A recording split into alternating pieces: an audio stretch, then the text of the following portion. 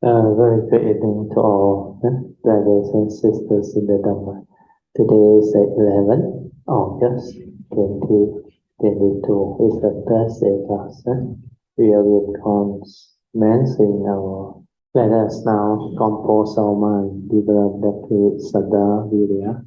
Then mindfully we shall commence the Puja chanting. Namo 本师释迦牟尼佛。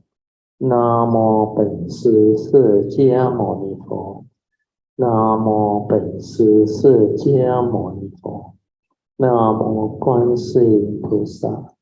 南无观世音菩萨。南无观世音菩萨。南无sorry。南无佛菩萨。南无佛菩萨。南无佛菩萨。阿拉汉萨玛萨布多巴嘎瓦布当巴嘎วัน当阿毗瓦đềมิ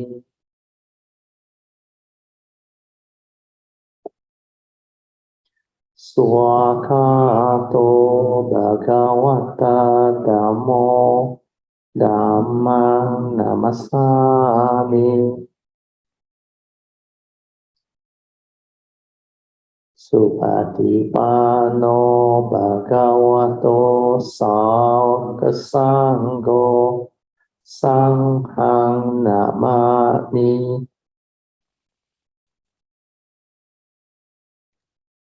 นะโมตัสสะภะคะวะโตอะระหะโตสัมมาสัมพุทธัสสะนะโมตัสสะภะคะวะโตอะระหะโตสัมมาสัมพุทธัสสะนะโมตัสสะภะคะวะโตอะระหะโตสัมมาสัมพุทธัสสะบุตตังสรณังกัจฉามิธัมมังสรณังกัจฉามิสังฆังสรณังกัจฉามิทุติยมปิตังสรณังกัจฉามิทุติยมปิสัมมังสรณังกัจฉามิทุติย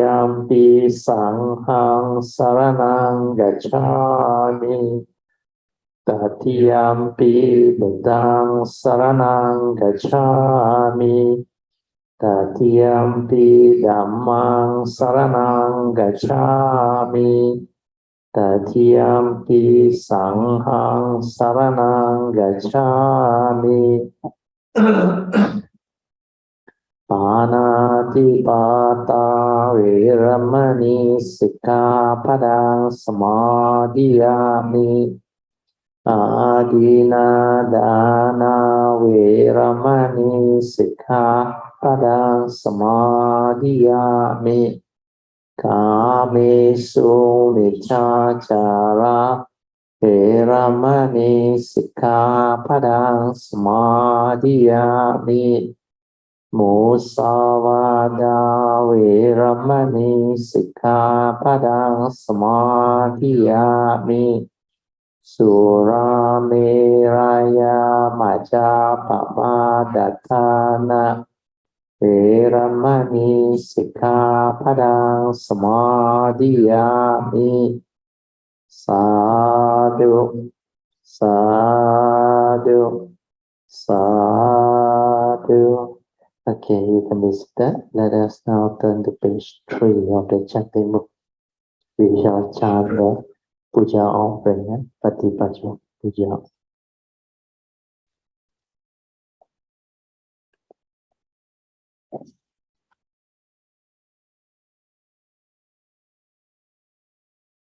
Okay.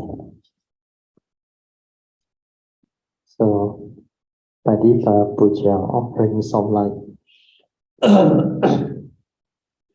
Ganna sarpadithena ditena dhamadang sina Ti lokadipang sambuddhang pujayami tamonodang ganda sambarayutena dopena hang sukang hina pujaye pujaniyang tang puja bhajana muttamang Vanna ganda guno petang etang kesuma santatin pujayami munindasa siri pada sarorohe pujemi betang kesumena nena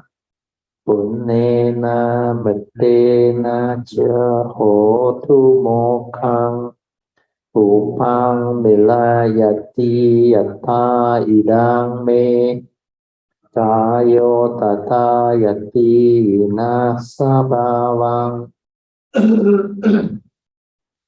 Adivase Tuno Bante Paniyang Parikapitang Anukampang upadaya patigan hatu mutamang adivase tuno bante pale parika pitang anukampang upadaya patigan hatu mutamang Adivase tuno bante Bojanang parikapitang anukampang upadaya patigan patu muttamang.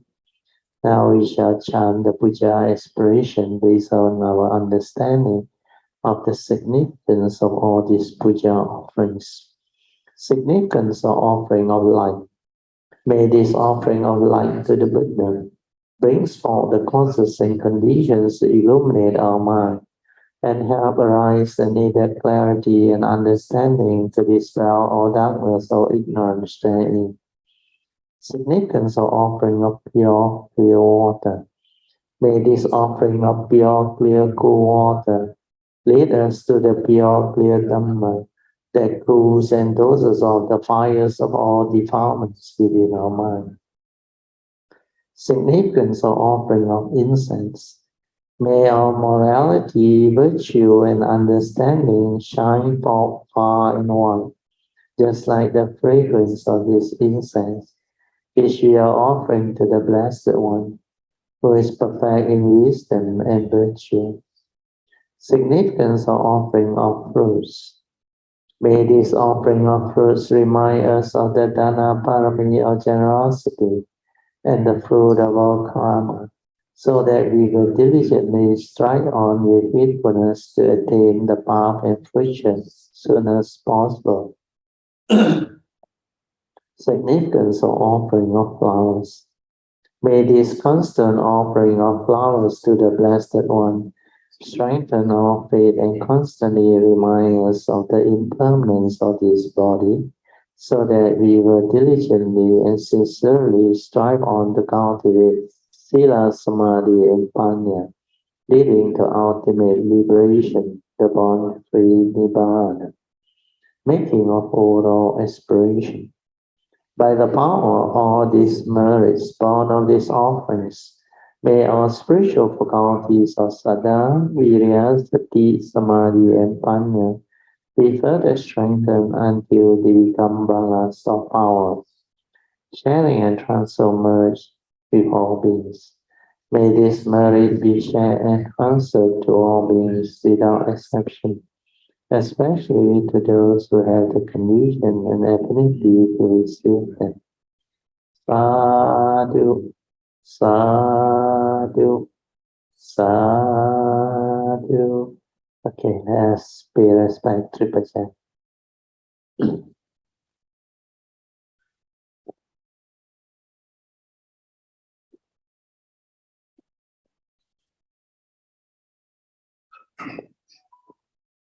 Buddhang Puche,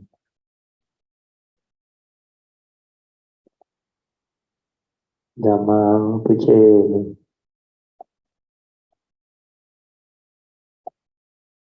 Sanghang Puche.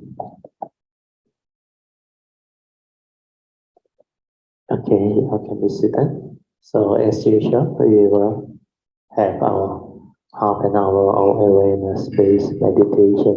We are off the light so that you can commence your awareness-based meditation. So always remember, this type of meditation is different from the conventional meditation that you are doing. This one, based on the title, is to enable us to develop awareness or mindfulness within. So awareness-based meditation is to develop the training of the mind, to develop this awareness within, then stabilize it to be ever mindful, constantly meditating, so that it can become a fruitful. And this is how meditation is to be developed and understood. So as I have promised you, the previous Thursday class sharing, I have finished off the initial sharing of the process of creation, the 4 stages of creation, how from the nature we come out. The first thing that come out is our pure awareness. Then from the pure awareness, we develop the mundane thinking or the mundane mind. Then from the mundane mind, we create the phenomenal world of consciousness, which is existence itself. So this 4-stage cycle is very important so that we understand clearly how all this happens. From the source, the oneness, the nature, the first thing that comes up, as I explained, is the pure awareness. That's why when you meditate, you have to start from there. Because if you move on to the third process of creation, there is the mundane mind, the thinking mind, the mind that gives rise to consciousness, our 5 aggregate of form and mind. From the mundane mind, it manifests the phenomenal world of consciousness. That is the 4th stage of creation. So if you want to meditate, you must start from the pure awareness. From there, you can develop the silent mind to awaken, the direct seeing. The silent mind can insight into phenomena and awaken. It can silently observe and understand what is going on. Whereas if you move to the thought process or the thinking mind or the mundane mind, that is the 3rd stage of creation, where you think a lot, where your mind is not quiet, not tranquil, because when mundane mind arises, thought process arises, aggregates of mind arise, activity arise. You can never be with the moment in pure awareness. To be aware of what is going on, to observe, to understand, to insight in the phenomenon, you can't. That's why all of meditation start from awareness.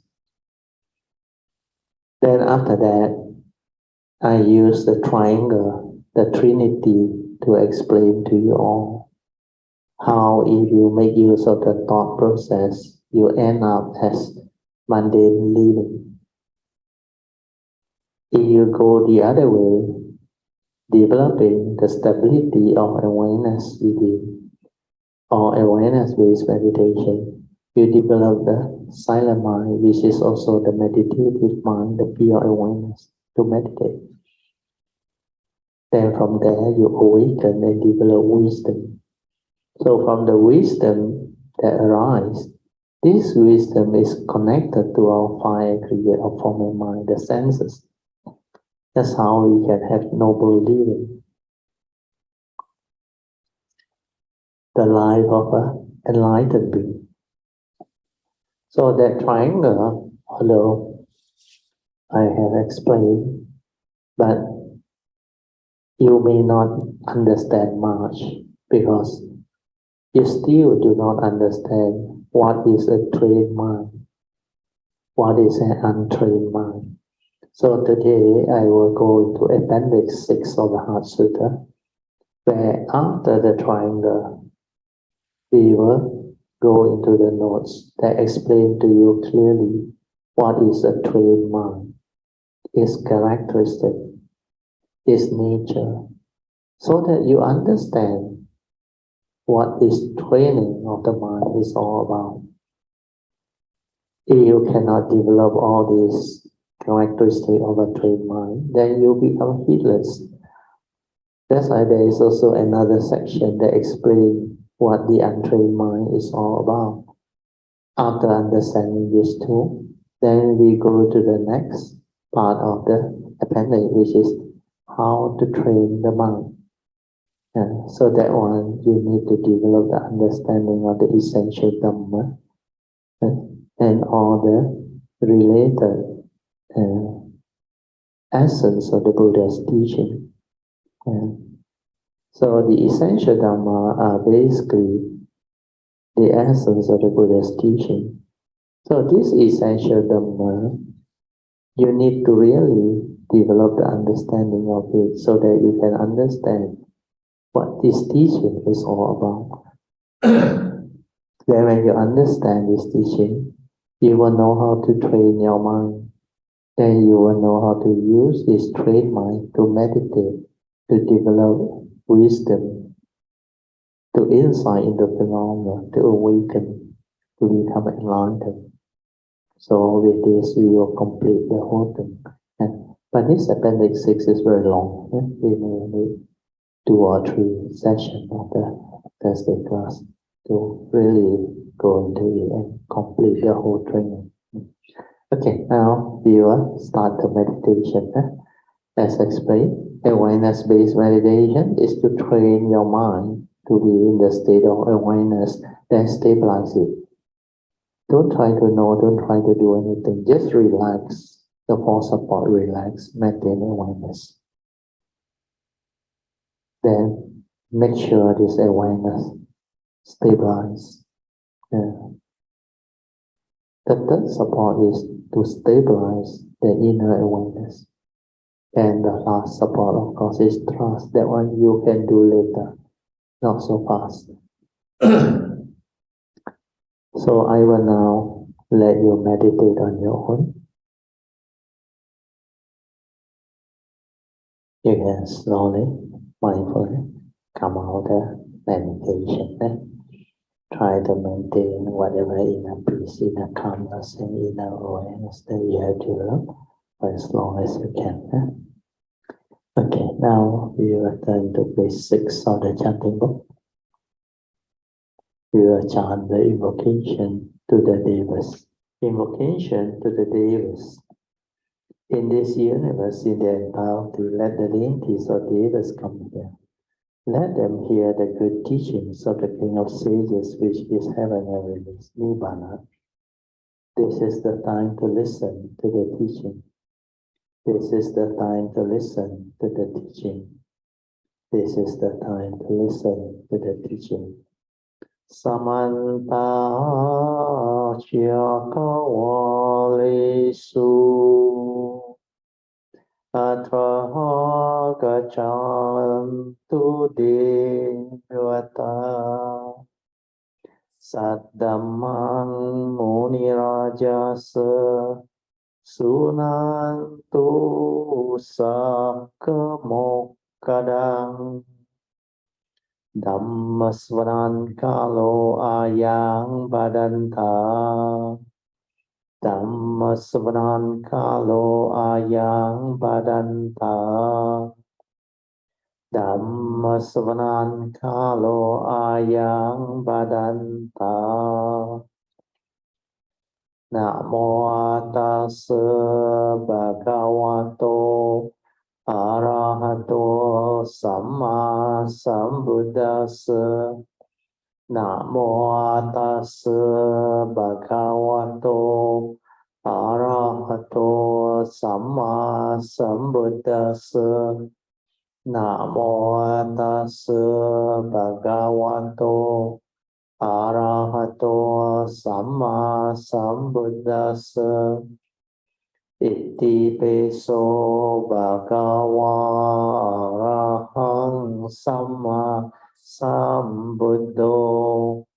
Vijja charana sampanno sugato lokavidu.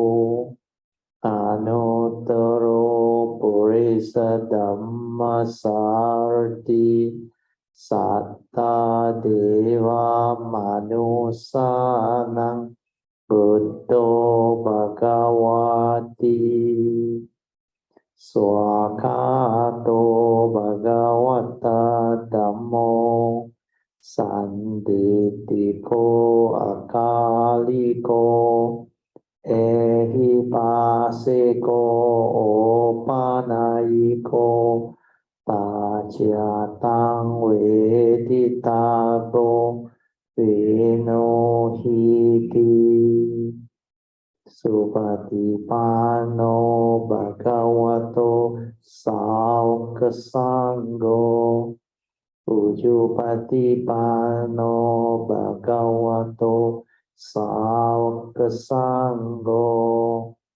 Yaya patipano bhagavato saukasanggo Sami patipano bhagavato saukasanggo Yadidang chatari purisa yogani atta purisa pugala Esa bhagavato saukasanggo ahuneyo pahuneyo dakineyo anjali karaneyo anuttarang punyang ketang lokasati.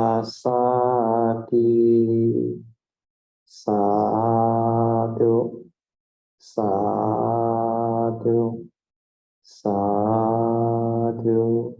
Okay, you all can be seated. Now we'll continue with our Dhamma sharing. As I said just now, we will turn to Appendix 6 of the Heart Sutta. This Appendix 6 is very important. The gist of the sharing is training the mind. That is the title. So training the mind via understanding the essential Dhamma and meditation as taught by the Buddha is very important. So these short notes, they come about because of our various sharing. In bracket, I read to you. These are notes compiled mainly from the various Dhamma talk given by me at the Ratana Buddhist Society, Klein, on 20th June 2014, and also some Thursday classes, especially the one held at Brother Suyan's house on the 10th of July 2014, and the March 2014 Cameron Highland Retreat at Sampo Temple. So this March 2014 Cameron Highland Retreat is very useful. You should listen to the recording if you have a chance to, because from there, all the essential Dhamma, the essential teachings of the Buddha, and a lot of the understanding that my nature has, I share them there. That's why I was able to extract from all those sharing. The gist of it become the short notes that you have on Appendix 6. So as you all are familiar, the first section is the triangle that I have already explained to you all earlier on. So this triangle comes about based on the 4 stages of mind's creation. How the 4 stages of creation develop when the living being develop the condition to manifest and take birth in this conditioned world. So for a being to arise within the conditioned world, you need the 5 aggregates of form and mind. Means you need a karmically conditioned form and mind. The Buddha called it the 5 aggregates.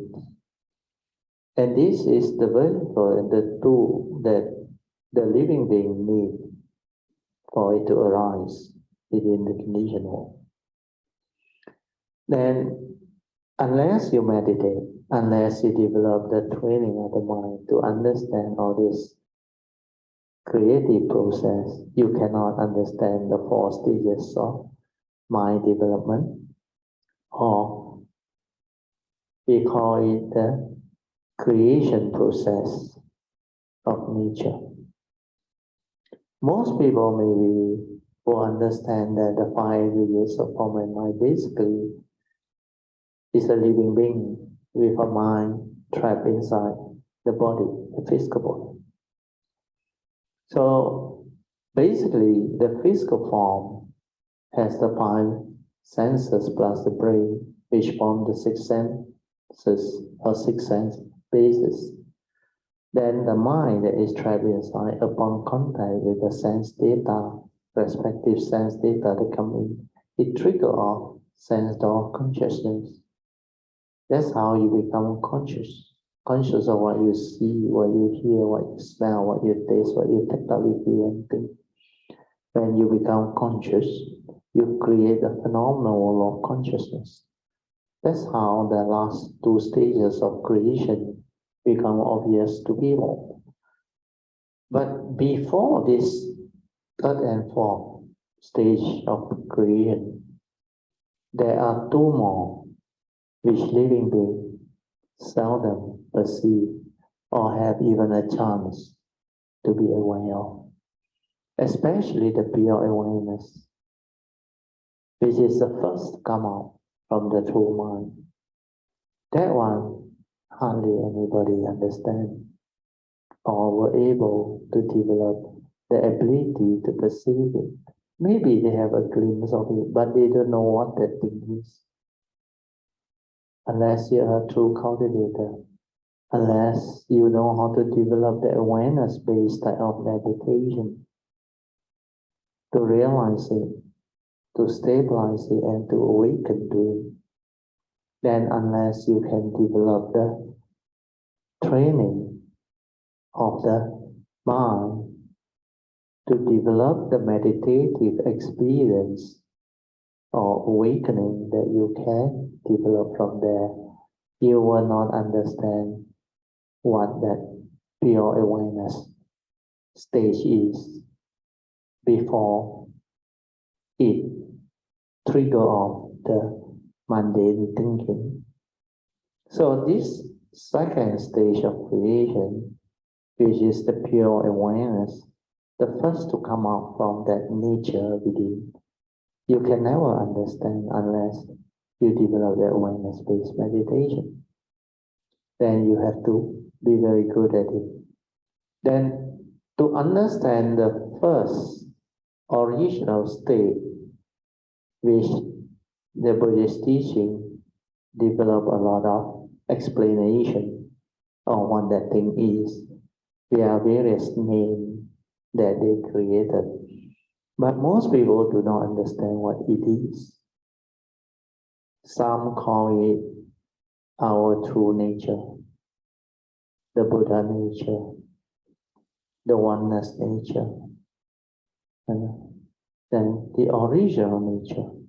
These are various names they give to that nature. But to realize that nature, you need to be an enlightened being. You need to silence your mind, develop the wisdom awakening. Then from there, the mundane mind ceases. When the mundane mind ceases, the pure awareness is still there. But when you develop the ability to become enlightened, this pure awareness will also cease. When the pure awareness also ceases, the mundane mind realizes itself and sees, then that is what the enlightenment process is all about.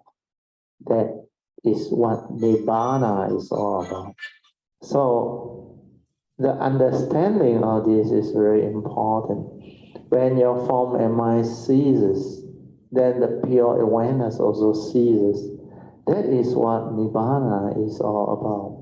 That's why you always hear in the text the Buddha mentioned, Nibbana is the unconditioned, whereas the mundane mind is the conditioned arising mind. So what does the Buddha mean when he says unconditioned? It is not from the conditioned world. There is nothing inside there. You cannot talk about it. It cannot be spoken. It cannot be described. It cannot be known. But this is a nature within. And that nature has got no name. But living beings need to labor to create a name. Yeah, Joyce is here with us. You can have a seat, then we continue. So this understanding of the 4-stage cycle of creation process will enable you as a cultivator to develop the understanding of who you are, what you are, and how you become what you are now through the karmic process. So this is why we call it the process of creation. Creation means how we come about to develop this existence. So the enlightenment part is the source, or the original nature, the true nature. Some call it the Buddha nature, the oneness nature. These are all the names that they give. But unless you realize it, you go deep into it, you develop the understanding of it through awareness-based meditation, through detecting the gateway to your nature. You can never understand what that thing is. So for the time being, don't have to worry about it. Just develop as an understanding that there is such a nature that can be understood, that can be realized. Okay? Then from there, we develop the understanding of cultivation, how to cultivate, how to train this mind, so that we develop the ability to understand clearly who we are, what we are. Then just like I explained the 4-stage cycle, the first 2 stages hardly anybody know unless they are real cultivator, true cultivator. Most people only come to know what the thinking mind or the mundane mind is, the 3rd stage of creation. Then from there, the phenomenal world of consciousness, the last stage of creation. So if we are talking about meditation, we are talking about enlightenment, developing the wisdom to awaken, to understand truth, the reality, to understand clearly who are we, what are we, and how we function as a human being, and how do we realize the enlightenment so that we will have no more delusion, no more ignorance, no more suffering, so that we understand life completely, perfectly. And when we understand life, we know how to live life. Then we know how to live the noble life, to become a noble being or an enlightened being that can be a blessing to all of humanity, all of nature, all of environment, everything that exists within the existential world. So this is what meditation is all about. And to do that, we have to start from the pure awareness, because that is the first thing to come out from that nature. So what is the pure awareness? The pure awareness is just that awareness nature within our nature before the thinking, before the arising of the thought process. That's why now you will start to understand why I help you all to understand by defining what is sati or mindfulness. I help you all by coining the understanding of it. I say mindfulness is awareness before the knowing. Remember this definition? Yeah? Can you remember? What is the meaning? I write on the whiteboard. Easier for you to follow. Sati or mindfulness is awareness before the knowing. So what is knowing? To know is to perceive. Unless you perceive, you can never know. But the moment you perceive, your mundane mind has all the other aggregates.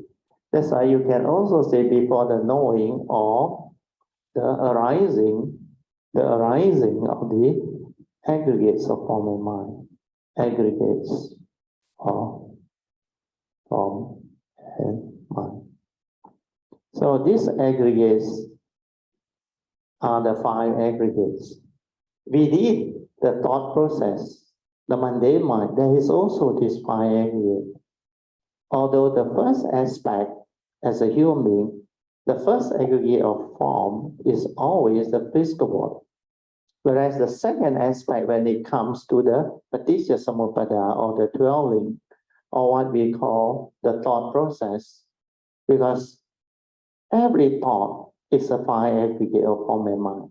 So basically, we have the 4 aggregate of mind. What are they? They are feeling, perception. Third one is sankhara. Sankhara, I will retain the Pali word. And vijnana. So this perception is the one that brings, so this is the one that brings the external form into the mind. External form or mental form. Or external or mental form. So this is how the 5 aggregate of form and mind also arise, the second aspect as a thought. Whereas awareness or sati or mindfulness is awareness before the knowing. This knowing becomes the thought. This knowing becomes the thought. And this is the second aspect of the 5 aggregate of form and mind. Because this knowing is what perception, feeling, sankhara, and vijnana is all about. The whole of the content of consciousness within, which it carries with the receptacle, which we call it the pure awareness or pure consciousness. So this is how we created the thought through sati or awareness. Initially, our true mind is spacious awareness. You can follow. Spacious awareness. So spacious awareness before the knowing. What does it mean? Before you perceive, before you create all this sankhara activity and movement, the aggregates of mind. That is the silent mind. You understand? That is your pure awareness. Before the arising of thought, before the arising of the aggregates of mind. You understand this, you understand meditation. You can develop awareness, sati. Then you don't have to be gullible like most people. They go and note and do everything using the thought without knowing that sati is not a thought. Sati is just aware before the knowing. That's why they can't get it. You can go and do it for umpteen years, maybe for millennium or eons, and yet you are still within the thinking mind, the thought process, the mundane mind's creation. That's why you cannot cease all this. Without sati, without awareness, all this cannot be understood. So today, the main intent is to let you understand this. So this thought, I haven't completed the explanation. I have explained before many times, but this time I hope it could see. What is the thought? Initially, like I say, the first thing that come out is pure awareness from our nature. Can follow? So this awareness is spacious awareness without a center. Where this is our oneness nature, our true nature. But to understand that is not easy. Because most people cannot meditate to that level. They don't even know what is awareness-based meditation. They don't even know what sati is. So how can you know that? But I have to explain it to you so that later on you understand. So it is spacious awareness. Before the content of consciousness go in, it is just pure awareness. Then how do we create thought? How do we create the thought process? This is the next part that you need to understand now. That's why cultivation is about awareness, to be aware and find out, investigate, silent within, to investigate. How do you create thought? Anybody want to try? How do you create thought?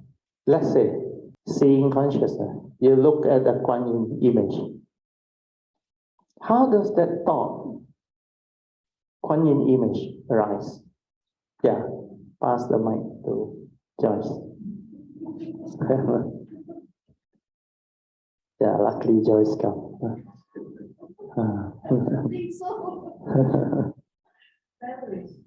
Correct. Memory is correct. But you have to move further. Memory is still knowledge, intellect. You need memory to know is Kuan Yin. That is obvious. Okay? That's our knowledge. But the process of it, how does it happen? You have to, through your seeing that consciousness before, like the Buddha said, before the content go in the seeing, there is only the seeing consciousness, means the awareness of this. You understand? Awareness of this so-called Kuan Yin or white shape image. Before all this labeling, means before the perception, before the sensation, before the sankhara, before all of your mental activity coming, that pure seeing like a baby, seeing things as they are, that pure awareness. So that pure awareness is what the seeing is all about. The enlightened beings see that way. The newborn babies see that way. Where in the seeing is only the seeing conscious, like the physics experiment. Upon contact, the light bulb light up. You become conscious. Conscious of what? Conscious of this thing which has no me. You understand? Can follow now? Then the next thing you do is what? You arise which aggregate. You perceive, isn't it? And when you perceive, without memory, there is no naming. But because, like Joyce said, there is memory where you have been taught before, conditioned, and there is a memory. This is Kuan Yin. then this thing arises. You understand? So what is perception? From spacious awareness, you go to the brain and create the content of consciousness, which is your perception. You start to perceive this through memory. So you shrink your entire spacious awareness into this minute space. You understand? You can follow, huh? So when you shrink into this minute space and input the content, it becomes a thought. That's why from spacious awareness, you introduce the content of consciousness, and this one becomes the thought. Initially, it was spacious awareness. That's why this spacious awareness of the deep is very difficult to perceive. Or sometimes people call it the pure awareness, because it's just awareness. It has got no content yet. So always remember, initially, that nature is the spacious awareness. Then you narrow the vision down to a specific focus. That's why thought is focusing. Thought is limited because you focus. From spacious awareness, you develop thought is limited.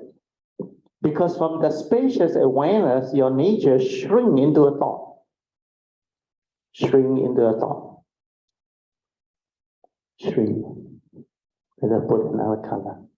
Spacious awareness shrink to, this is how you create thought. That's how the thought, which is the mundane mind, which is the thinking mind, arise. And this content of consciousness is the one that decides what karma is, your mental intention and all those things. This one is not a theory, please. You understand it as a theory, it may not benefit you much. You must silence your mind and develop the stability of the daily mind to see all this, to understand all this. You can never find in book this type of thing. My nature in the early days when I meditate, I silent, then I saw it happening. I saw how the creation come about, how the paticca samuppada, the dwelling, come about. When you are mindful, aware, very stable, every moment of contact, you understand what is going on. Then you can be even at the moment of perception, the moment of feeling. They remain as pure feeling. They won't move. It won't condition craving. The link cannot move. Even when you want to arise sankhara activity, retreat to memory or whatever, the awareness of it is there, very clear. And the pure awareness, the pure consciousness, every moment of consciousness, like the seeing, the pure hearing, the pure smell, taste, tactile, and thought process, they are all there. That's why when your mind enters sati, everything you do is in sati. That is the meaning. You see in sati. Means that seeing is a pure seeing. Like when you see a car moving. Without the word, the awareness and the car move as one. Specific phenomenal awareness. That is the pure seeing. Whereas the one before the awareness go and move with the phenomena, it is called spacious awareness without a center. That is our original state, the pure awareness, the oneness nature without a center. That's why that one no center.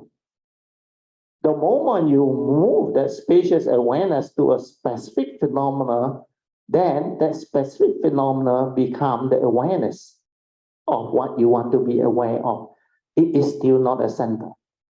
That's why you are still aware.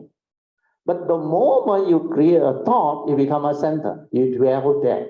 That is what training meant by dwelling. The mind must have no dwelling. The moment you input the content of consciousness, you dwell also. So when it comes to dwelling, you have to understand it differently. Dwelling. the moment you input content of consciousness, you dwell. So this one is content of consciousness.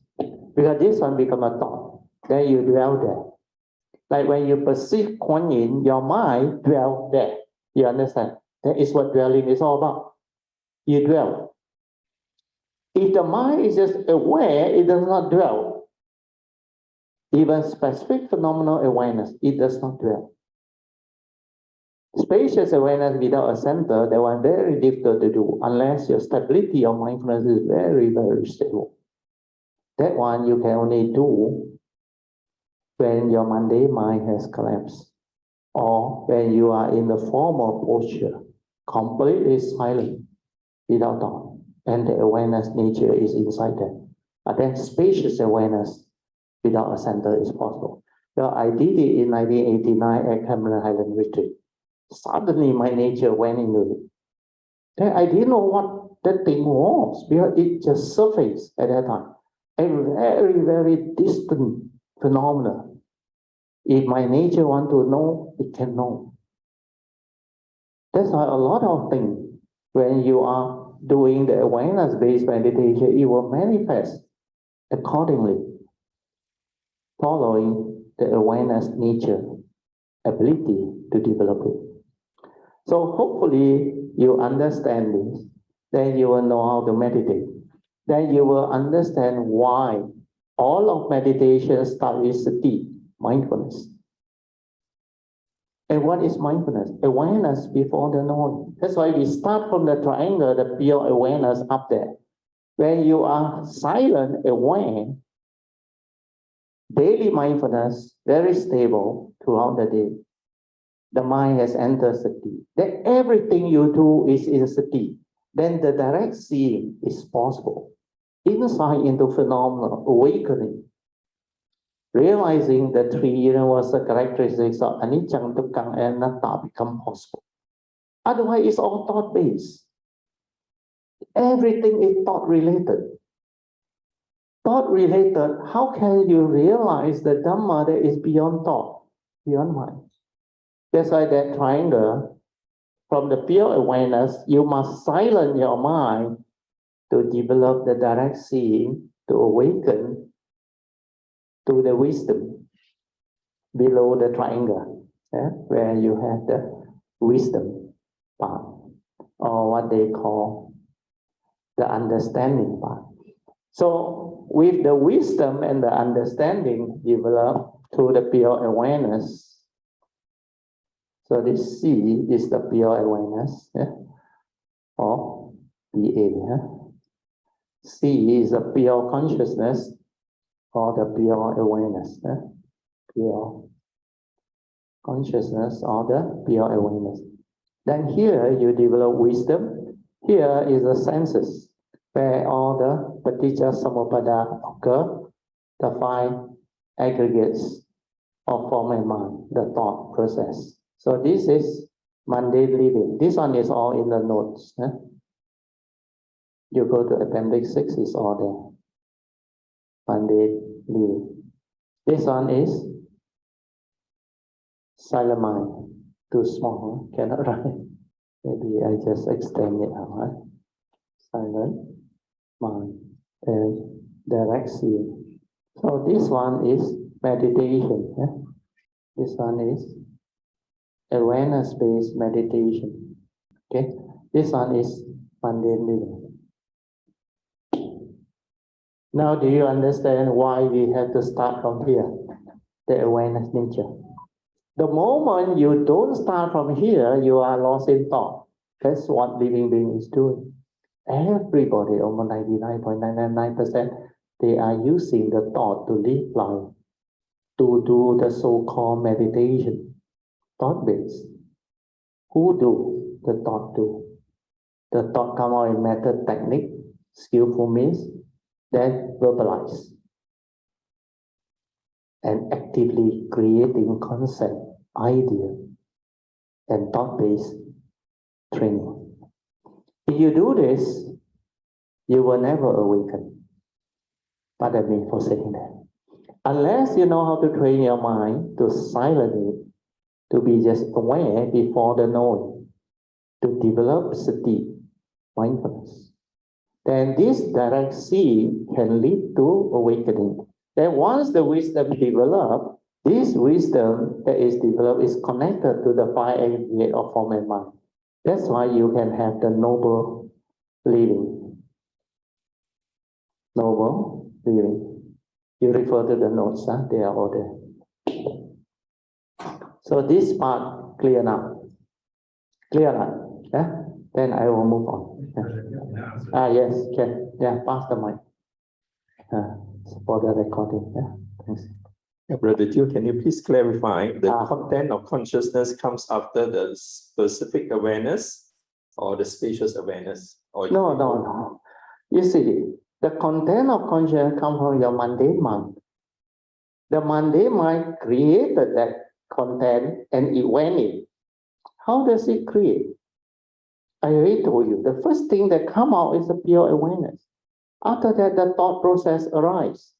How did it arise? It's just like every day, how you create thought. I already explained to you the process.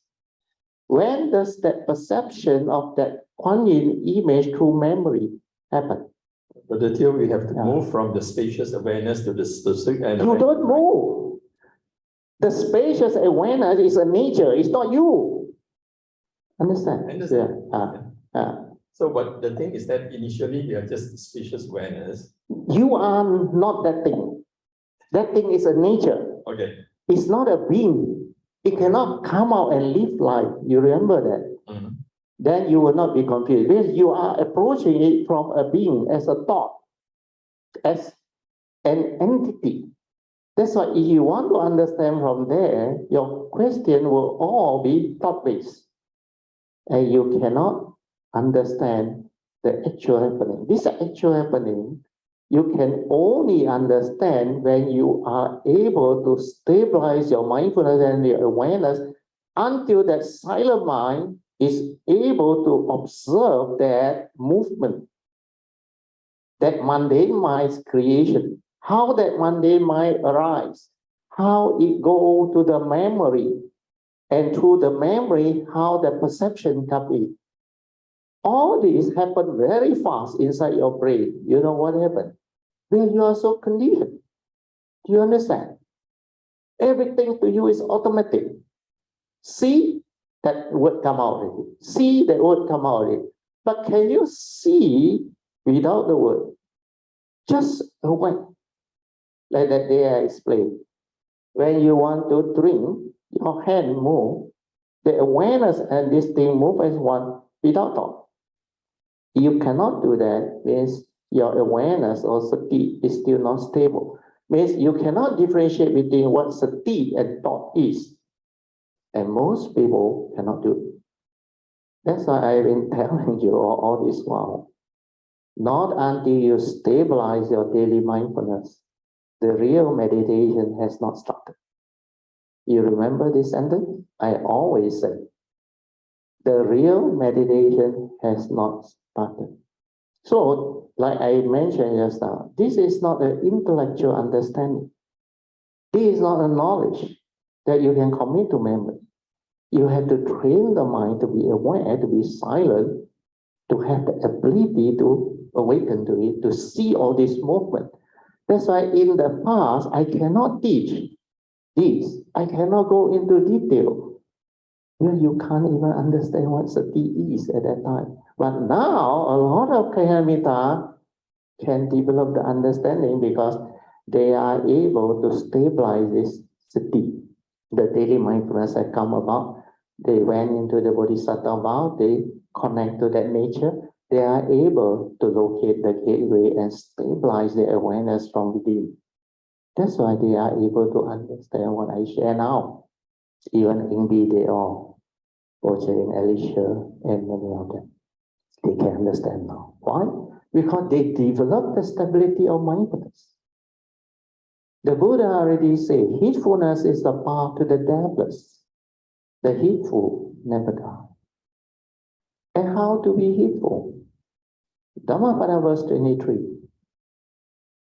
the ever mindful and the constantly meditating, they will realize the supreme born-free Nibbana. Because these are the two factors that you need. You have to cultivate this ever mindful, constantly meditating. Then they use the word steadfastly. The word steadfastly is very important, no? Not casual, no? Must steadfastly, continuously develop it, no? Until you are ever mindful, constantly meditating throughout the day. I remember I was doing that for a continuous period of 2-3 years, where my stability of mindfulness was there. Then I continuously contemplate it like silent. Then a lot of things happen. The inside it awaken, and then nature just understand. No need word, nothing. When that thing awaken, then nature understand. Then the word become clear. The Buddha's Pali word and the word that he used become very clear. Before you awaken, those are words. Words are idea and concept that points towards the truth. It's not the truth. So that is a big difference. So for your case, Suyan, slowly, don't worry. Don't try to understand now. Because unless your stability of mindfulness and sati or awareness is developed, stabilized, then no need to have any question, because you will see it on your own. How that perception come about.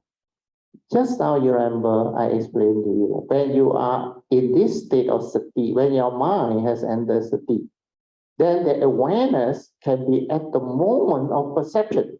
When perception arises, the awareness can see the movement. How that mundane mind, through its views, opinion, conditioning, and memory, retrieve it out from the memory, the brain, even though it's habitual tendency. You have done it for so long, but you can see that it's like slow down for you to see. You know, when they develop the movie, when they put under slow motion, exactly the same. It's like everything slow down for you to see, but nothing slow down.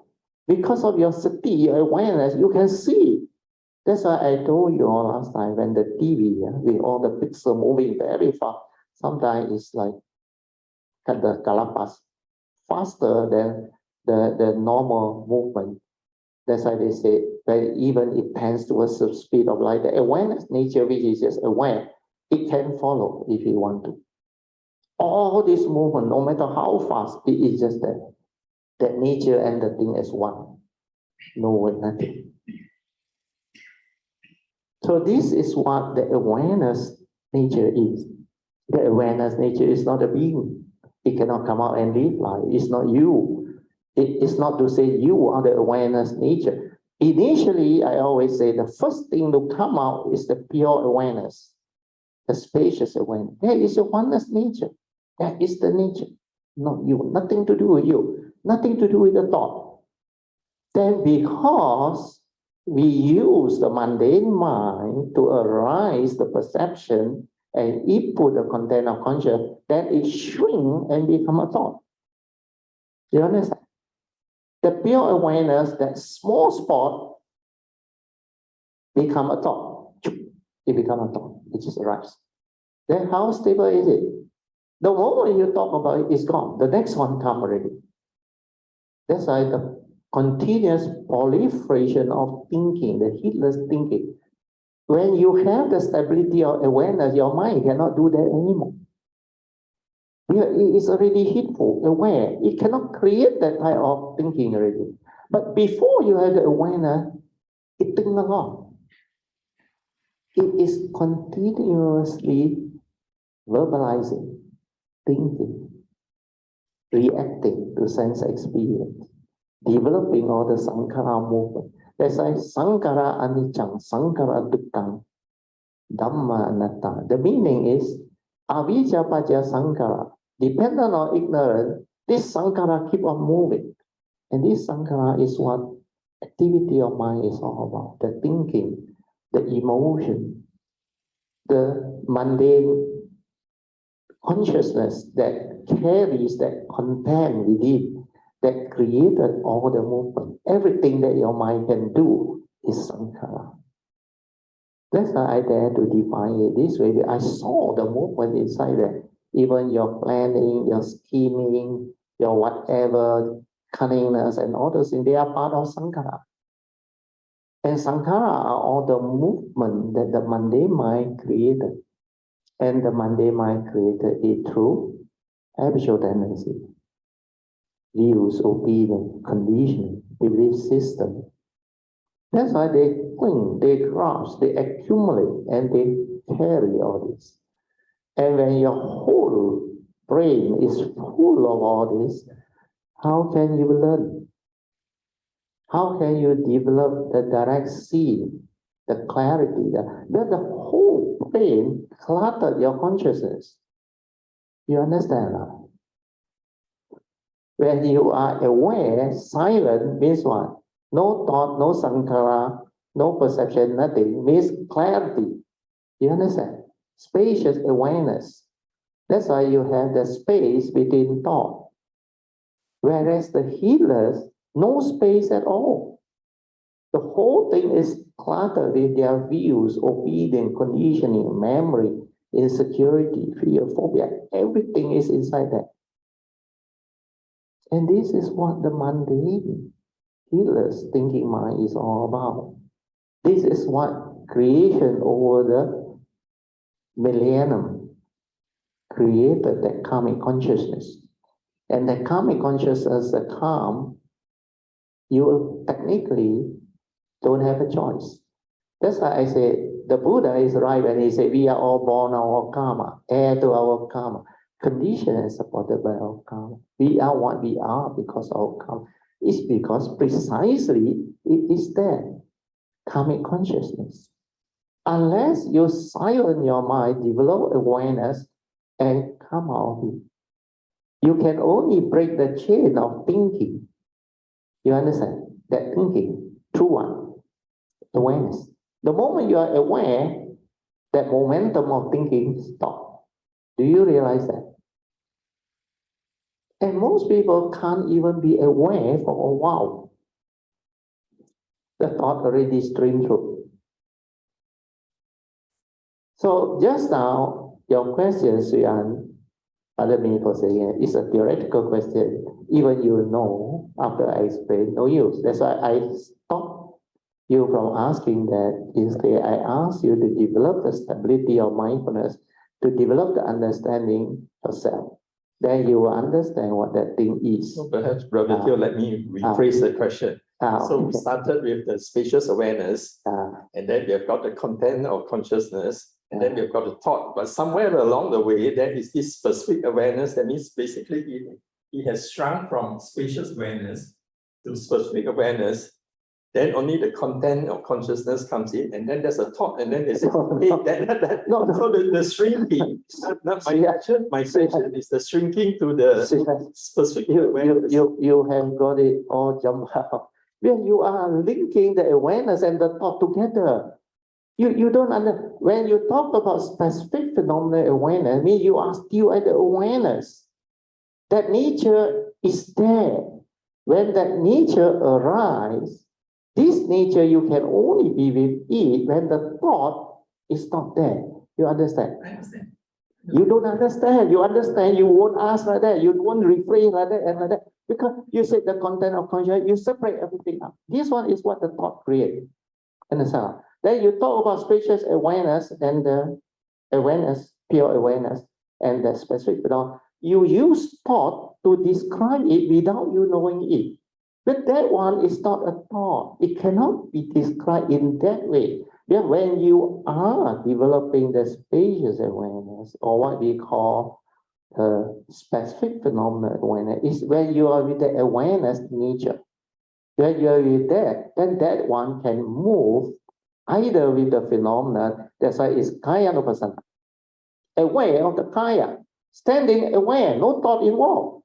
Walking aware, that's why I say when you move your hand to pick up the glass of water, aware means without thought. The moment I speak, I have to use thought. But that thought doesn't come from memory. It comes from that nature. There, this is the supramundane one. Without that gross image inside there one. This is from the pure awareness one. Because my nature always act from that nature now. Ever since 1989, when the mundane mind collapsed, it has no dwelling. It doesn't dwell. It is always from that nature. That's why most of the time it's either aware, specific phenomenal awareness, or it is spacious awareness with that nature. Then I have to teach all this how. That's why I had to develop the understanding. Then when I have the understanding earlier on in 89, I cannot teach. The people are not ready. You understand? The words are not there. Even this word specific phenomenal awareness and spatial awareness, I coin it out later, much, much later. Then I have to try to help you all by trying to define what sati and mindfulness is, using the word awareness before the knowing, thinking that knowing can create the understanding that knowing is perception and the activity of mind, content of consciousness, means your aggregate. You can understand? So this is how all this become not so easy and not so straightforward. That's why in the early days, I cannot share all this. I cannot go in. I only mention it here and there, like as a pointer. Then thought is limited. I use that word. Thought is limited, but I cannot explain because at that time you all were not ready.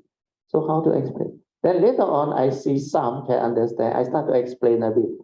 But then now the consciousness has become different.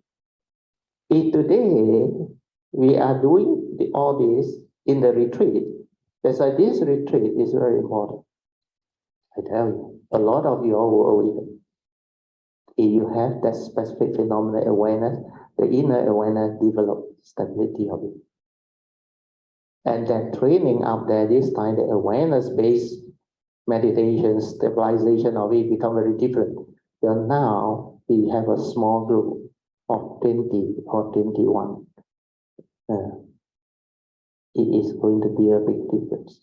I already predicted many months, if not 1 or 2 years ago, the next retreat, well, my nature know the next retreat, a lot of Kayamita is going to transform, become very different.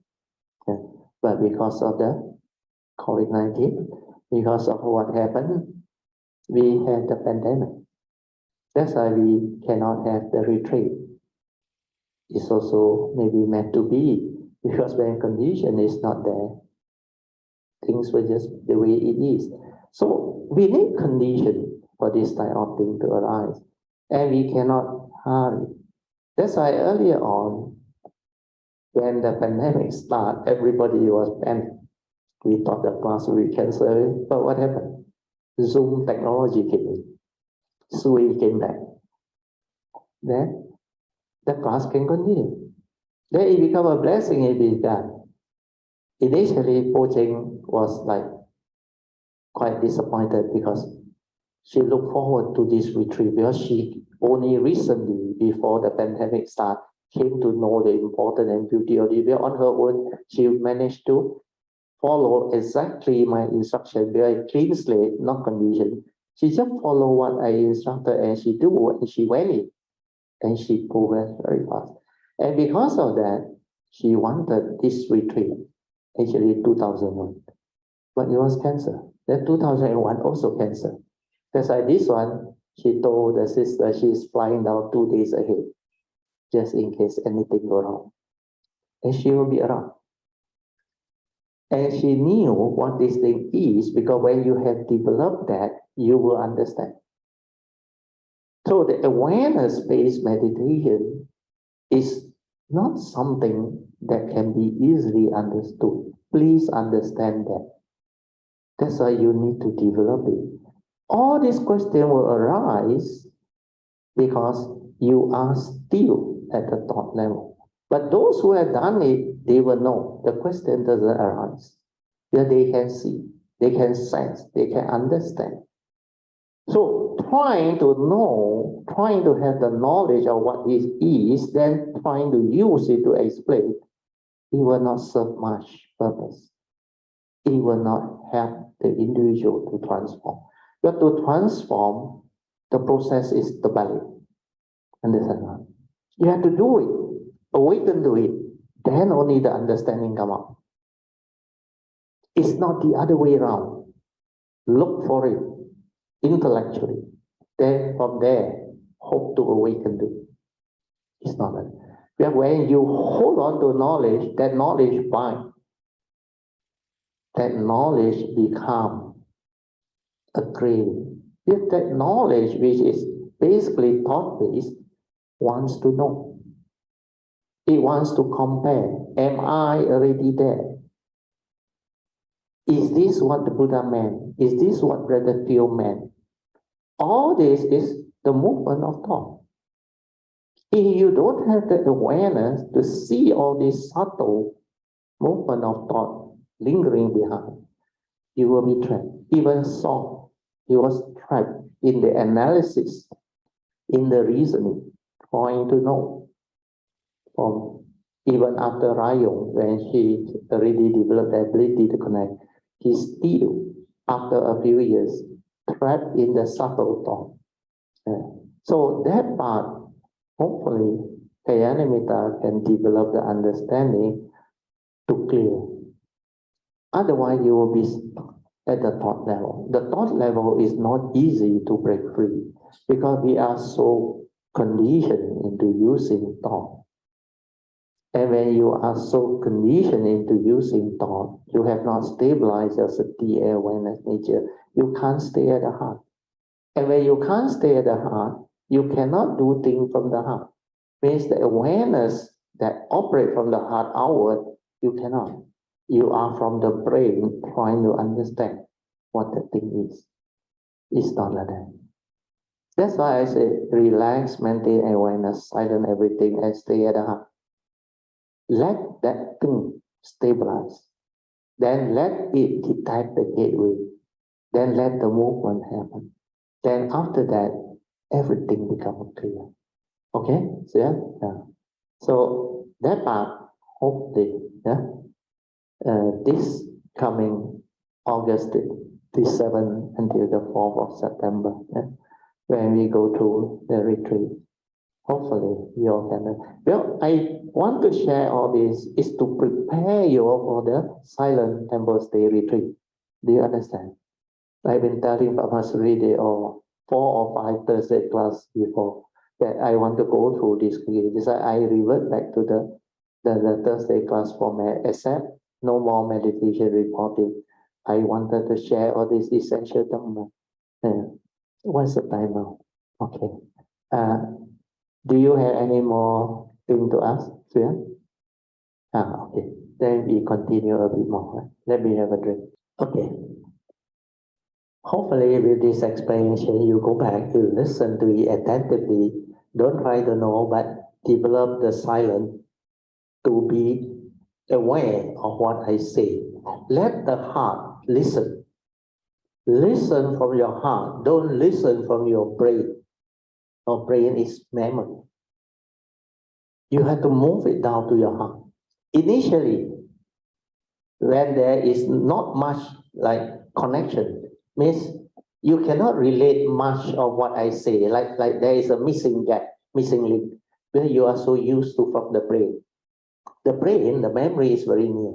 So all your whatever thought process, your intellectual learning, the usual one is very fast. Especially people who know how to study on very fast. But when you listen from the heart, it's totally different. Because the awareness listen is not the memory. That space will create the gap. Then when it creates the gap, what happened is, initially, I still remember in 1989 when I started listening from that. There is like a gap, like I listen to a sentence, like a few of the words, it's not like normal listening where you can understand the thing. There is a gap like something not clear. Never mind. Because my nature realized, continue to listen. Then over a short period of 2 or 3 weeks, suddenly I realized, hey, how come now the listening from the heart and from the brain is no different already? The only slight difference is from the heart, there is no grasping and clinging to what is in the memory. Like that day in Malacca, I told my daughter, because we were at this Pama series for the 91 anniversary. They all karaoke and all those things. You know how loud the music was or not that night. And I told Sri, last time 1989, I trained my mother. Somebody brought me to a music tech too. The vibration was so loud, so much louder than that day the uncle one. But the music tech along Jalan KL there one, very loud one. Oh, they got private room and all thing. So when I was inside there, I realized, hey, how come the listening is from the heart one? The pounding, everything, the awareness is there. Then the brain doesn't come in and interfere one. Doesn't create any stirring or movement on. Then everything is just the way it is. You can just stay there. No complaint, nothing. You won't say, oh, this place is not for me. You want to go. Cannot. But that nature becomes so different. That's why after that day I told Sui, I said, you can really listen on the heart. It's so different. You will see very clearly what memory is, what the views, opinion, conditioning, and belief system. This is all carried in the brain through accumulation and through conditioning.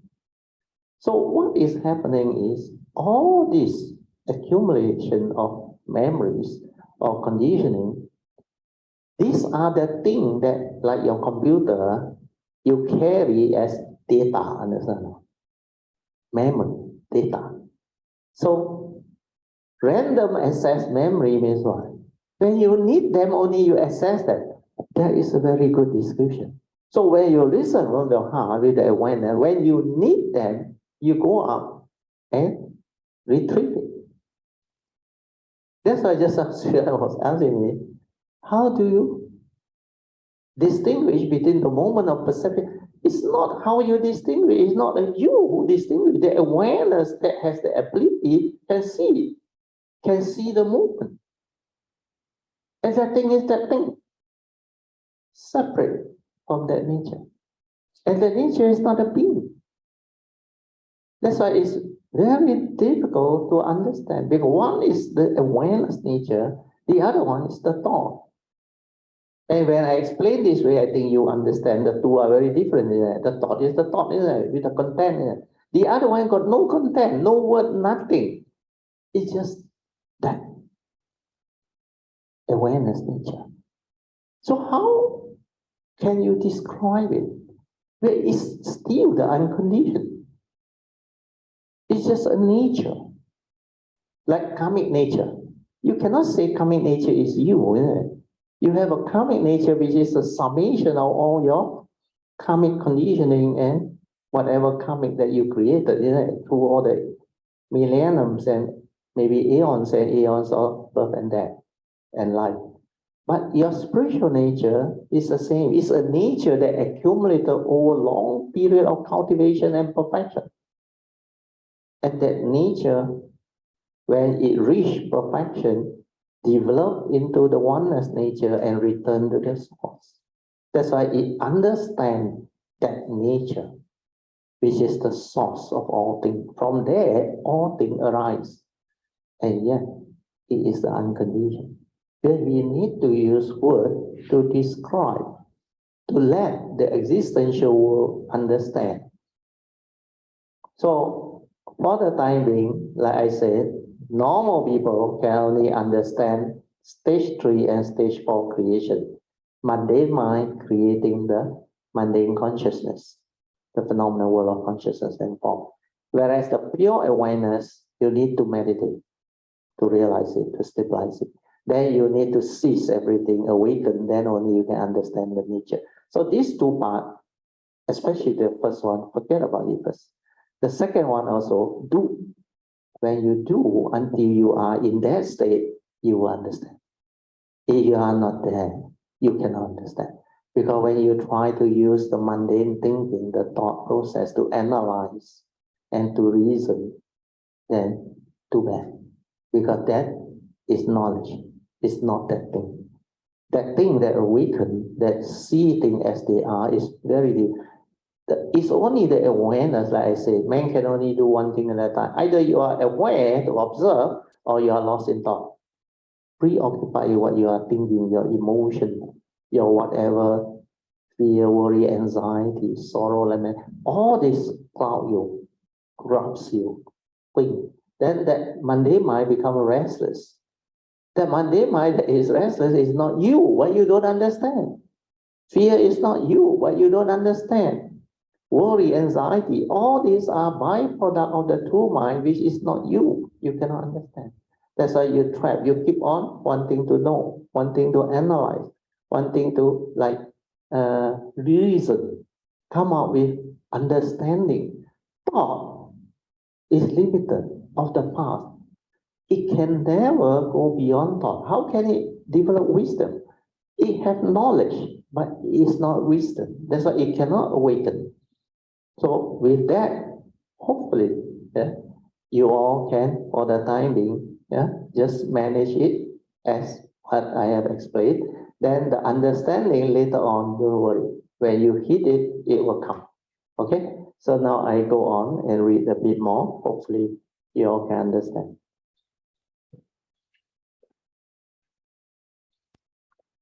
So the trinity to understanding cultivation, I have already explained. From the C, which is a pure consciousness or pure awareness, then there are various different names are there. Oneness, nature, essence of mind, true nature, original nature, the unconditioned, beyond thought, beyond time, beyond mind, cannot be perceived or sense, stillness, silent mind, the meditative mind. So towards the left is the silent mind doing the direct C. Vyasati or pure awareness to develop the understanding or the wisdom, which is samadhi. Then when this samadhi arises, you have yoniso manasikara, means wisdom at the moment of sense experience. Then because it's connected to the five aggregate of form and mind, the senses, you can develop the noble living. Then the consciousness on the right-hand side slope is for mundane living, create mundane thinking, living and experiences. So this mundane thinking is the thinking mind, or the mundane mind, and also the mundane consciousness with its sense basis, triggering of the five aggregates of form and mind. Here, paticca samuppada keep on moving. Avijja paccaya sankhara is very active. There you have the aware or mindful. Okay, so after that you go to 6.1. 6.1 will differentiate clearly to you what is a trained mind. So this is for you to check. You have trained your meditation correctly to develop the awareness-based meditation and develop the stability awareness. Then you will have the following mind. So what is a trained mind? A trained mind is always silent, peaceful, peaceful, relaxed, and naturally aware within. No need to do anything. Naturally aware. It's a free mind. Understand now? So the first check is always silent. Is your mind silent or noisy or restless?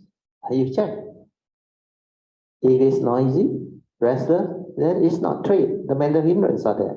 But if it's always silent, aware, mindful or heedful, the best is naturally aware. Then the next one is, because of that, it has the clarity, born of one, inner peace. Inner peace means what? There is no problem at all, no worry, no fear, no sankhara activity. And inner awareness to see things as they are, leading to wisdom needed to arise the wise attention or yoniso manasikara at every moment of sense experience, so that one is always peaceful with the moment to live life. And this one not easy to do. Your daily mindfulness must be very stable. I remember I did this for quite a while. before the 1989 transformation happened. The daily mindfulness, throughout the day, like the Buddha said, ever mindful, constantly meditating. Then that mind that is trained, it will listen to you. You want it to be quiet, silent, and still, it will just be silent and still. Peaceful anyway, it will just be so. The other characteristic is, it is just aware. You can be with it and direct it appropriately to cultivate the Noble Eightfold Path leading to mindfulness. The awareness is always with you. You want it to be with the kaya, it's with the kaya. You want it to be with the feeling, it's with the feeling. You want it to be at the moment of perception, it's there. Then even the mental states, before you become enlightened, before you have the understanding, when anger arises, when this aversion arises, or slight dislike arises, or slight unpleasantness or uneasiness arise, the nature will know. It becomes so sensitive. It straight away can detect because it has stayed with it before. It can stay with the awareness. And the awareness can be with the mental states, whether it's anger or whatever. Then initially, like the third way, the Buddha teach, maintain awareness and be with it. Whatever mental state that arises, silent, be with it. And what happened? It ceases. It means what? Anger is not you. It's dependent originating. Condition arising. Well, originally, there was nothing. It's just awareness, still, tranquil. Then all the sankhara, mental state, mind state, negativity of the evil root, how do they arise? Through your wrong thought. You will see all this, not through knowledge, not through memory. Through the silent awareness-based meditation, you will see how your mind stirs.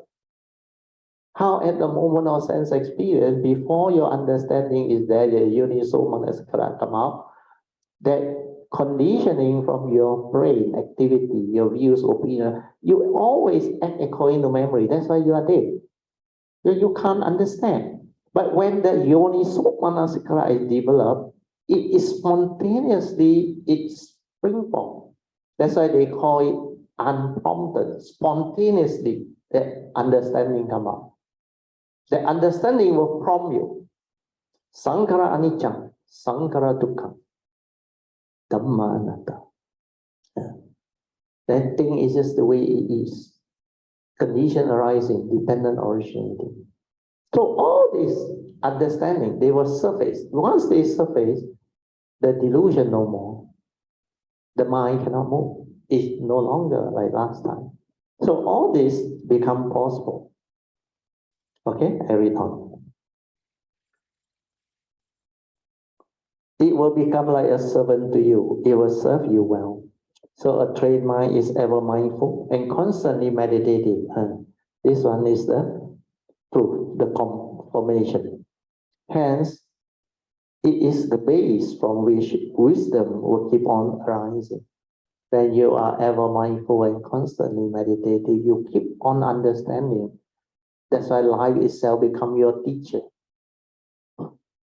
And everything within life is Dhamma, truth. Truth is everywhere in the midst of life and nature. Why can't you see? Why can't you awaken to? This is the meaning. So wisdom keep on arising when you are heedful. Similarly, when you are heedless, delusion keep on becoming more and more. Then 6.2, the untrained mind. This one very easy to understand now. An untrained mind is heedless. It thinks a lot. True or not? Yeah? True or not? Think a lot. Well, now no more thinking. Very good. That's what you and react easily to sense experience. Maybe now a lot of you all no more. Like PG, they all, unless certain very strong one, it sometimes can still move you a little bit. Then immediately the understanding comes. Then you slow down. That one will happen. The habitual tendency is still there for a while, but it will be rooted out sooner or later. So an untrained mind is heedless, it thinks a lot and reacts easily to sense experience. and it's constantly lost in thought. Keep this in mind. If you are most of the time lost in thought, unaware, means you haven't trained your mind at all. As per Dhammapada verse 21, the heedless are as if dead. Spiritually, you don't stand a chance. Then the second one is the worst. It is like a devil's workshop, and it will make you very evil. The devil is an evil being. Because of avijja, ignorance, it will create delusion. Then number 3, you have no control over it. It actually controls you and take over your life, causing you suffering, misery. That's why people enter depression. People get into trouble. It's because they don't have the Dhamma understanding. Then number 4, the thinking mind or the mundane mind, which is heedless, need to be trained. Remember, the true mind, that nature, no need train. It's not a being. It's already there. What you need to understand is the moment you are without thought, that nature is there. Can you understand? That nature is always there. But because of your delusion, ignorance, sakkayaditthi, you create mundane thinking. The aggregates of mind, the fear, the emotion, the use of human conditioning, your scars of memory, your insecurity, your fear, all this clouded your true mind, your true nature, your awareness nature, and you are lost in thought, constantly thinking, heedless. That's why living being cannot free. So this part is very important. You have to train the mundane mind or the thinking mind or the heedless mind. Deluded with wrong view, it easily become angry. True or not? Last time, maybe now seldom or hardly. Selfish, emotional, and fearful, hence the suffering. That it has no understanding of what is going on in life. It lacks wisdom. It is deluded. Okay, we stop here. 10:18 already. Okay, we stop here.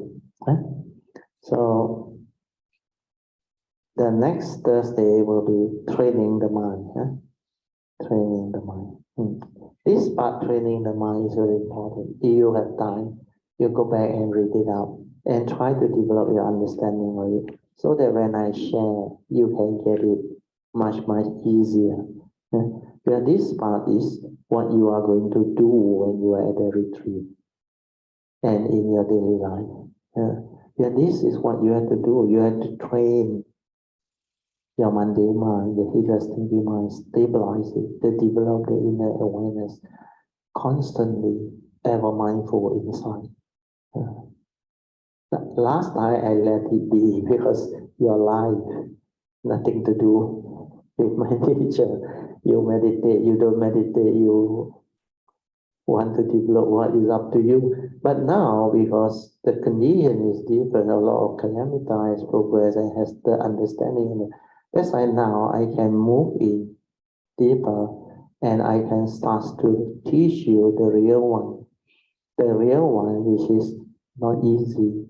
You still need to have a lot of faith, a lot of saddha, virya, then diligently work towards it. That's why when you understand, it's very easy. But when you don't understand, it's not that easy. It's actually a lot of hard work. Like Shen Ho always say, you need to non-stop cultivate. Steadfastly, the Buddha used the word steadfast one. The constantly meditative, the ever mindful and steadfast one. You hold on to these two practices continuously, steadfast one. You were destined to realize the supreme born-free Nibbana. That is a very, very true statement. I vouch for it. You have to do it. There is no shortcut. There is no shortcut. You cannot say, I do 1 week or 1 retreat. After that, I can take a rest. It's not like final exam. After exam, Torah, can go and see Shiva already and do what you like. But cultivation is different. Not until you awaken, it becomes part of you. You cannot rest. That's why the Buddha very wise. He defined cultivator two types. Sekka and asekka. This one you heard before. Right? Sekka means not sekka. Sekka. Sekka means still under training. You still need to train. Now that one you still need to persevere and do. Asekka means beyond training. That one up to you. You don't want to train also can. You already transform. Means he referred to those arahant and beyond safe already. So whether you are a sekka or not a sekka, up to you. Okay. So maybe we have 10 minutes of Q&A, meditation, reporting, Q&A. Okay, now I open up for Q&A. Meditation, reporting, if you have any, or any question that you might want to ask. You can still ask me on this topic, but your question must be in such a way that it helps you to develop the understanding of the cultivation, not to ask for theoretical understanding. The now is not the time. If I answer you, I become gullible. That's not. Because it defeats the purpose. But if you can ask in such a way that the understanding is there for you to develop this, then it is very useful and very appropriate. How many? Oh, so many online. How many? 9. Oh, okay. Those online on. Anybody who wants to report meditation or ask any question, you can come in. Ingbi, are you there? Yeah, I'm here. I'm here. Sadhu, can you come in and share something? Sadhu. Okay, I would like to share this your advice to Brother Chin Hao on the Tuesday. Sadhu, yeah, that one very good, yes. Yes, on the last part, huh? I keep listening to that part, rewind and listen until my until my handphone become 1% left. Also, I don't know. Okay, good, very good. Battery run out, never mind. that part especially, Brother Teo mentioned, relax. Yeah. With awareness, yes. You won't sleep. Correct. Yes. But relax without awareness, very fast you sleep. Yes. Sadhu. Wow. It be very good at catching all these very important pointer. Yeah, sadhu. I already put in the the unique code in my own book. Yeah. These one are very beautiful pointers. That one I just said it that session alone. Before that, I never said this before. Yeah. And then when I heard these two sentences, Brother Teo, it made me smile from ear to ear. Sadhu. Yeah, then you can understand. Before. Yeah, you experienced it. Yeah, you experienced it before, and you understand what that thing is. That's why you can have the joy. Your understanding is very good. Sadhu. Yeah, and another thing I would like to raise is Brother Teo, in that last, I think 10 or 15 minutes before sharing merits. Yeah. Brother Teo repeat the importance of purpose of awareness-based meditation. Yes. That is to that's to stabilize our awareness, the stability of awareness. Yeah, not only in not only in a formal meditation, even in our daily life. Yes. Yeah, it's very important to stabilize that. That one is very awareness. The awareness I understand is the inner awareness. It's not inner the awareness. superficial consciousness. Not the superficial one. The superficial one is more of consciousness. They are conscious of life. They are not aware of life. Because there is an inner awareness that is aware from inside out. But that awareness nature is from inside. So all this understanding is not easy. So to you.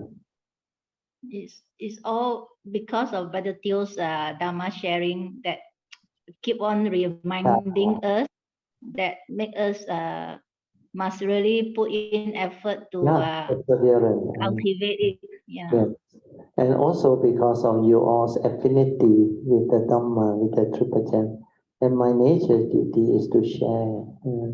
Whether people can receive it or not is not so really important. But like I always say, when there is condition, my nature will manifest and it will share different things and teach different things. Were you around when I started today sharing with you? Which day? Tuesday? Today. Yes, from beginning I was around. Sadhu. So today one you sure can understand, huh?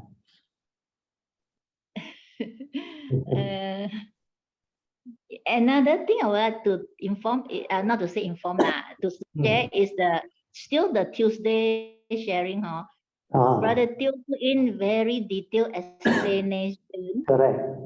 Detailed explanation on what relaxation is. Yes. It was so beautiful the way Brother Teo explained.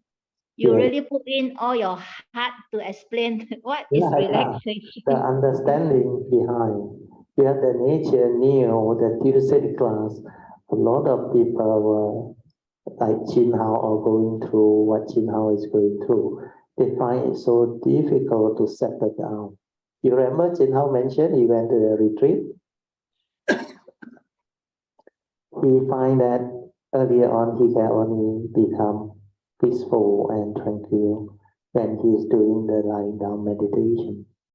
Then when he see he can't get it, the Sanghara come back eating a lot of it.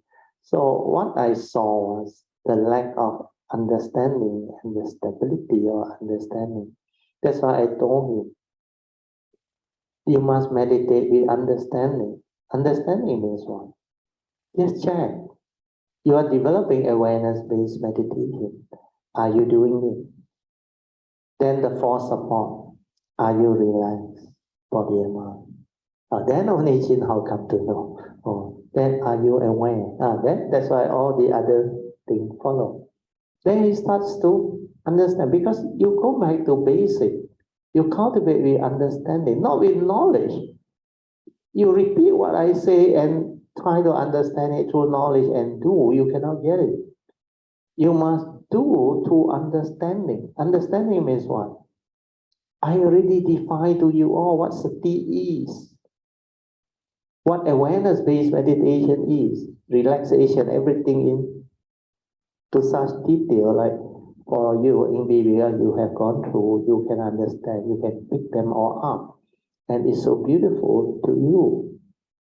That's why for them, because they are at different stages, they cannot grasp and they are more keen on the words that I say. Then they try to commit to memory and develop understanding through the thought of what I said. Then they do. When they do that way without understanding, then it go back to square one. But at least much better than last time, completely thought-based without knowing that they are doing thought-based. At least now, the moment I give the pointer, they will understand that they need to refine upon what they have been doing because, like I always say, what is the meditation as taught by the Buddha? He starts with heedfulness. Whatever you do, if it does not bring you back to the heedfulness or mindfulness training, stabilizing it into heedfulness, then that is not the meditation as taught by the Buddha. Then that is not the way to do it.